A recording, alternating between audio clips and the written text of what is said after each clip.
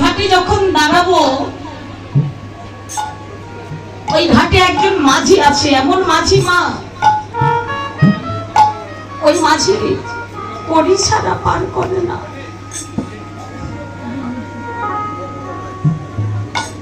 কড়ি ছাড়া পার করে না বলে ওখানে আমি দাঁড়িয়ে আছি। মাঝিকে ডেকে বলছি, মাঝি ভাই আমাকে এই ঘাটটা পার করে দাও না। মাঝি ভাই বলছে, তোমার কড়িটা আগে দাও, তারপর তোমাকে এই ঘাট পার করে দেব। কড়ি তো নাই, কেমন করে সেদিন ওই ঘাট পার হবো বাবা?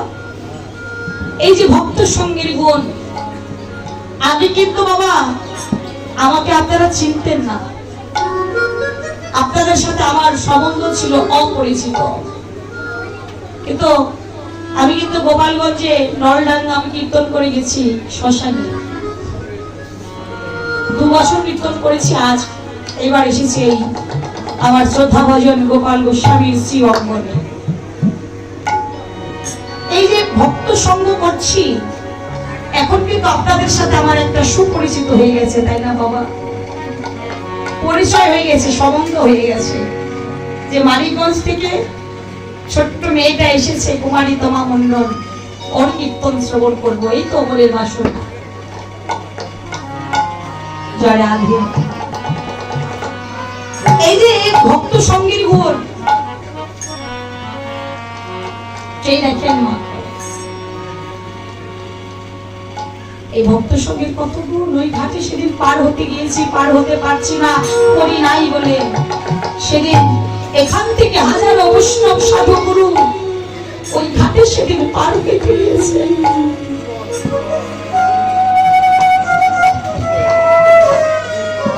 সেদিন আজকের মতো করে আমার সাথে আপনাদের দেখা হয়ে গেছে। দেখা হয়েছে বলে আমাকে দেখে বলছো, ও মেয়ে, একজন ভক্ত আমাকে ডেকে বলছে, মেয়ে তুমি এখানে বসে আছো কেন? তুমি এখনো ঘাটটা পার হতে পারো নাই? আমি বলছি, আমার কাছে তো মনে নাই, পরিছেন আমি এই ঘাট কেমন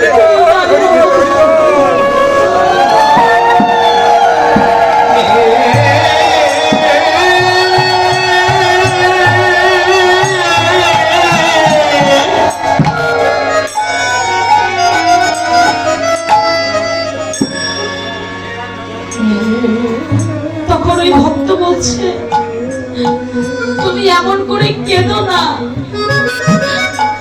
আজ এই ঘাটেরই করি আমি তোমাকে দিয়ে দিলাম।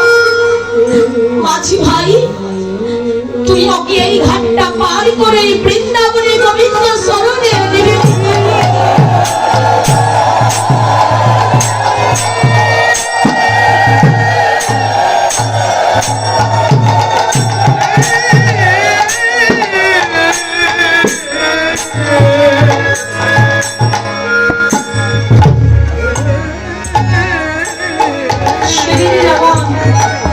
এই ভক্তের বিবাহ বলে, ভক্ত সঙ্গীর গুণে ভবসিন্ধু পার হওয়া যায়।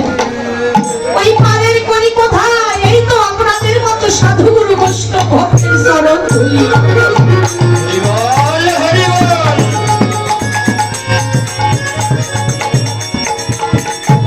তাই হে ভক্তরা, আজ মানবিমান ভুলে গিয়ে এই বৈষ্ণব কুলে কুলে মিশাইয়ে আজ মাথা মাথা ভক্তে শরণে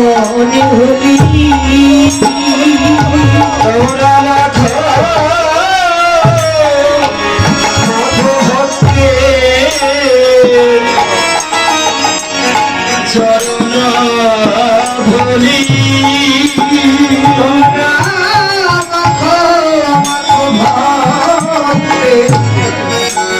চরণ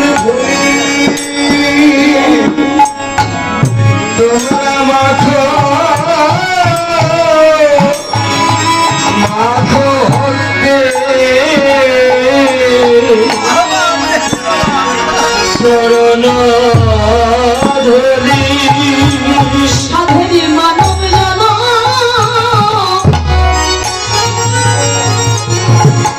এই জন্য মাঝ ধন্য হবে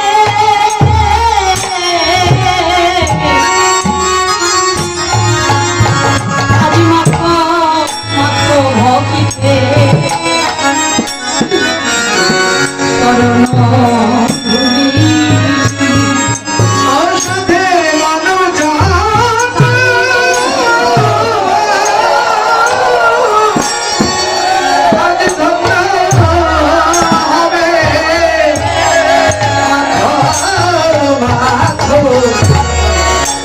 চরণ ধুলি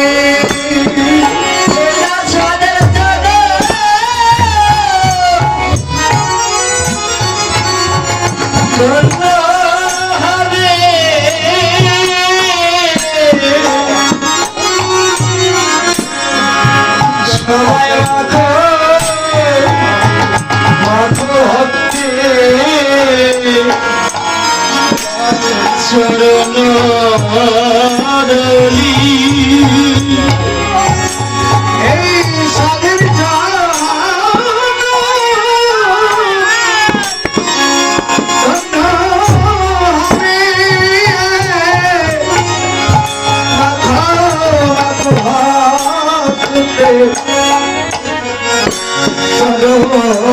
ধুলি আজ বড় ভাগ্য হলে সঙ্গ মিলেছে আজ ভাগ্য ভাগ্য হলে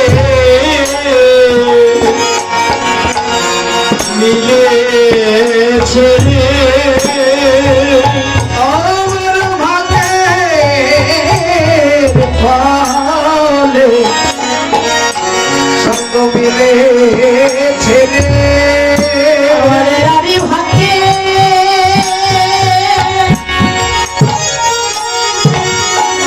এই জীবনে হয় কি না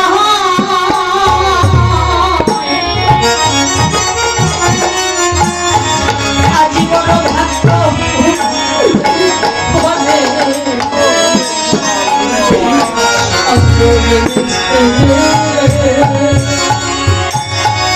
আমার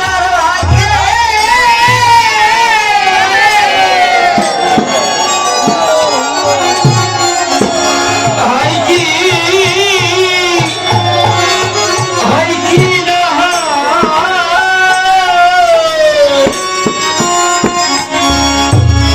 আমার ভাগ্য হলে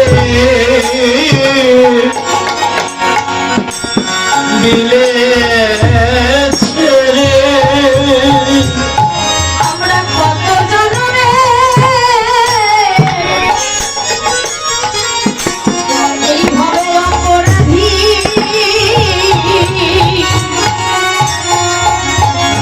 আজ বড় ভাগ্য হলে